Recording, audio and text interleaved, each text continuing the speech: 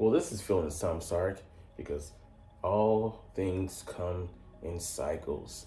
And that's the case with us facing the Washington Commanders, the first time in nearly 40 years that the NFC East has had an all divisional conference championship game. The winner will go on to face the other Super Bowl participant in the AFC side. But the last 4 to 5 times this happened, where divisional opponents face each other, uh, the NFC side went on to win the Super Bowl. Last happened with the Rams when they played, I think, the 49ers. But man, interesting, bro. I mean, this is just, ooh, man. I'm excited for this one. Tad bit nervous, but I do have faith in the team, and we'll get into why and look at the matchups. But man, this one is going to be interesting. The young gun versus, he's not the old school now, but he is the mid gun, a 5-year pro, 4-year starter, and Jalen Hurts. And he's still only 26 years old, and Jaden is only 2 years behind him being a rookie. But we'll see, under the bright lights and with the third crack of the apple, will Vic Fangio have some answers for this rookie that he can't deliver on? Anyways, let's get into it. What's up, it's your boy Cintron. Come back at you with another analysis with Nick. You nuts. My name, my eyes got big. I'm like, what the hell? I'm hungry because I'm about to feast.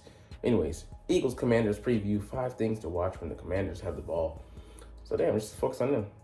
But we'll maybe slide some caveats in there if we see some angles. Will the Eagles be able to flex their defensive muscles on Sunday? Me thinks so. Although we've been weakened at several spots. Quinyon Mitchell dealing with health issues at corner. Up the middle with Nakobe Dean being out and Oren Burks being the replacement. He's not quite Dean, but he did show better flashes last game. So let's get into it. Question number 1: Can the Eagles contain Jaden Daniels as a runner? Yes, but we have to go out and prove that, because last time he made us look like fools. He was dealing with a rib injury the first time we played him, so he got a semi-pass, but him being mostly fully healthy, the healthiest he was going to get in the Week 16 matchup, he just shredded us for 80 yards, and just like the guys were disinterested in tackling him, and we weren't worried about a penalty, a flag. I'm like, that's cool. Bring his little Gumby ass down to the ground though, and smash his ass. Because the D coordinator for the Washington Commanders, Joe Witt Jr., put out a statement. I mean, he was making generally saying that any quarterback, they took it out of context, but as the media is apt to do. But what he said still rings true. Like, why are you out there, put out a statement like that, saying Jalen, he said, any quarterback that's gonna run like one, we're gonna treat him like a running back.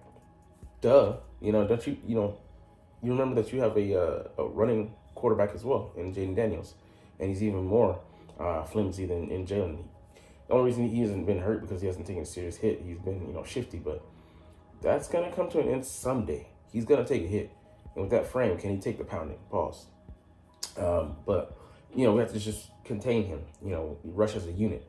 So when he's trying to get on the edge, make sure that we have it contained there, and when he tries to peel back under the rush, make sure that we calculate for that and measure for that, so that we can move as he moves, just like that. He tries to connect straight up the middle. He likes to run to the right first and then the middle. Have those guys be able to break out those blocks, but not have that area emptied out. So don't over pursue, because a lot of they used to say with Barry Sanders, don't be worried about him running past you. He might be right back, and lo and behold, the guys that held discipline and had a game plan in place, stuck to their integrity. A lot of times they were on the winning side. Right, number 2: Can the Eagles continue to shut down the Commanders' running backs? I do think so. Brian Robinson had like 5.4 in the divisional round against the Lions, but the Lions don't have our run defense. They've been struck with too many injuries. That being said, he's a hard-nosed runner, but I love how Jalen Carter, he's played him in the last couple matchups. He just bullied his ass, because the dude runs like a bully, but you run into a bigger guy. Even Jared Verse, he's like, he was adverse to dealing with Jalen Carter. He was like, I don't want no parts of that. And he want to get that game check. And couldn't put his money where his mouth was, and his ass went home, despite his big game.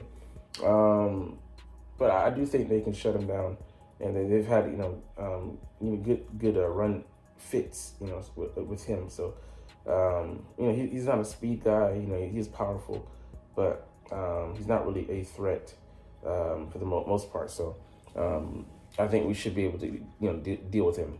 My question is Austin Eckler, what we do with him, because he's been explosive, and Zach Bond, gave up like a 30-plus yard gainer to him in the first matchup, but after that, kind of settled in. Now to another problem, another headache. Number 3, don't let Terry McLaurin beat you. This guy, the first matchup, we had him quiet, and he had one catch, I think, for 9, 10, or 11 yards. Now, it came against Cooper Kupp. He didn't catch, against Slay. I think, had 1 or 2 attempts, and then he had 1, I think, against Quinyon, and it didn't go well. So, the second matchup, they had better, better luck. He got Quinyon on a 32-yard move, and, Quinyon thought he saw something, went for it, and Terry McLaurin ran right past him and got the TD. So, I'll be watching this matchup because Quinyon, he's not 100%. That shoulder will be bugging him, but we'll see how he holds up in this matchup. But I still do like our chances, but other weapons have emerged. Diami Brown is playing, well in the playoffs. Zacchaeus is playing, because the role player, and Zach Ertz is just, timeless, ageless. He just, seems to have dialed back to 2019, 2020 when he was with the Cardinals, and he's found himself as a good security blanket for Jaden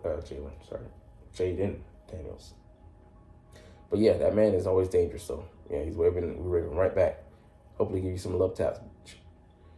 Number 4, where might the Eagles go feasting? We know that they've lost their best lineman, and that being Sam Cosmi. He went out with the ACL injury, unfortunately. Our race is done. In the divisional round against the Lions. So, unfortunate for them, they lost a guy who most likely, will be going against Jalen Carter. And he actually did pretty well. All things considered, he didn't stop him completely, but, he was one of the, better performers against him. And now, do you put in a replacement Trent Scott, who, he would get worked over? They have to be game plan about getting the ball to Jaden Daniels. I keep messing up those 2 names because they're so similar. And we have multiple Jalen's and then Jaden. Getting the ball out of his hands quickly. Make use of his athleticism, but, not enough to, expose him to too much danger. But that boy, Jalen Carter, he's coming. But that being said, he has to rush with, integrity, because he can't just let him make a fool of him like he did in the last matchup and break out of his tackles despite him being that size. So hopefully, like I said, we rush as a unit. One guy dodges, one guy pushing him into the other guy like we did to some degree in the second matchup in the first matchup, definitely. Pushing him to spots where, we can get to him. So hopefully we're able to do that. But Josh Sweat, should be able to, win the majority of the matchups. And Owen Smith, man, he's just on one right now. So if they keep him there, I still trust that. But if they have to shuffle the line, that, takes out the chemistry. So what do? Do you address this severe need here, or do you shuffle to get the best matchup, but also compromise other areas? So I love, both of our chances with both options. Number 5, the Eagles kick coverage stunk. Week 16, yeah, we got to start giving them good field position. They started, I think, average at the 40, which was just crazy. I think we should definitely have Jake Elliott kickoff. Hopefully, we're just saving him for, the playoffs / deeper in the season, which we did. I think the next week after that. But we will see how the Eagles decide to play it. Now on to the second part of our video that we always do. Eagles Commanders game preview. I hope it'll be a review with a dub. But 6 questions and answers with the NFC Championship game enemy. The guys that we're seeing a third time, So hopefully we end up 2-1 and not 1-2. Number 1, Washington no longer has the longest NFC Championship game in the NFL.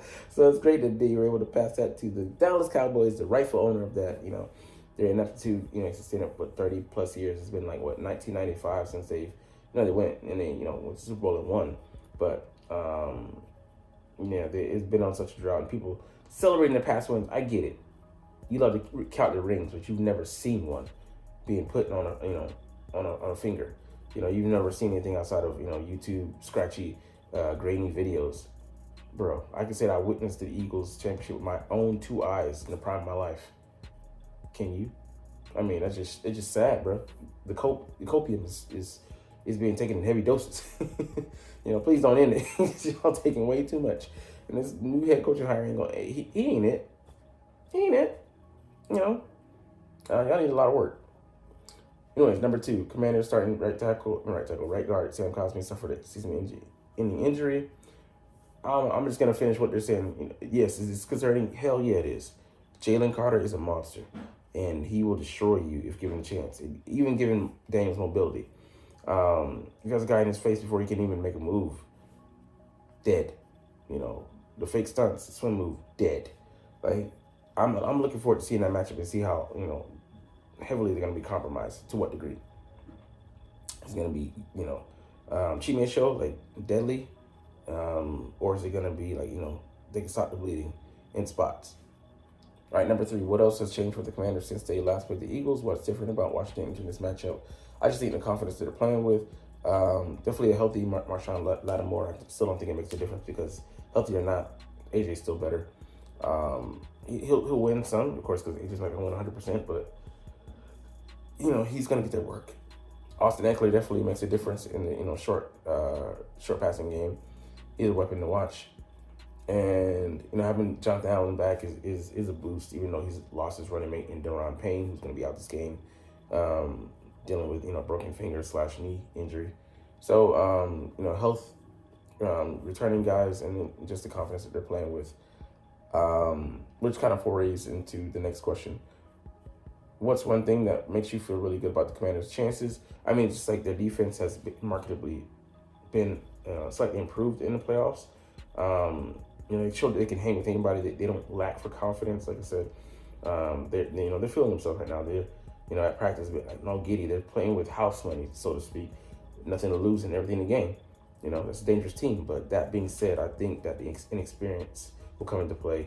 Hopefully, some bad decision making by Dan Quinn at one of the biggest stages, the second largest to the Super Bowl, and he'll just be inconsistent and fall through. But yeah, Cliff Kingsbury, maybe his warts will start to show. So we don't know. This is uncharted territory, and people just saying it's another game. That's what they were saying with Brock Purdy, and then we send his ass home in a sling. So number 5, what's one thing that really worries you about the Commanders heading into this game? Like I said, the lack of experience and playing in a hostile environment. We've given them the most trouble this year. We've had the most success against Daniels, despite him throwing for 6 touchdowns against us. He still had 3 interceptions and 2 in that game. I think we can pile on turnovers, and we'll see. We'll test him. Hopefully we go up early, and we just keep applying the pressure, keep throwing looks at him, giving him a few surprises. The mug looks, and then faking guys dropping into coverage, and then pulling them back. Hopefully we've had a lot of mind games with him, and batting balls down the line. We'll see, because we're 5.5 home favorites as of now. Maybe we're 6.5, but I like our chances. Even if it's just like about 3-point margin, I don't even think, I think this will be an inside touchdown, but I think we win. I would say by 4 to 5 points. So hail to the Eagles, motherfucker. Fly Eagles fly. Let's go. See you at the game. Well, at least I'll see you in the web stream. Anyways, we're going to chunk this and get up out of here, because I know that you're not even watching, though. But it's all good, because I love talking about the freaking stinking Philadelphia Eagles, and I love making these videos. So we'll get up out of here on these double twos that end up in this, hoping for the Eagles. But as always, it's fly Eagles, fly, and let's motherfucking go. Like, comment, share, subscribe. Thanks for watching. Check me out at Cintron Anime, Cintron Life, or Cintron Laughs, or other social media.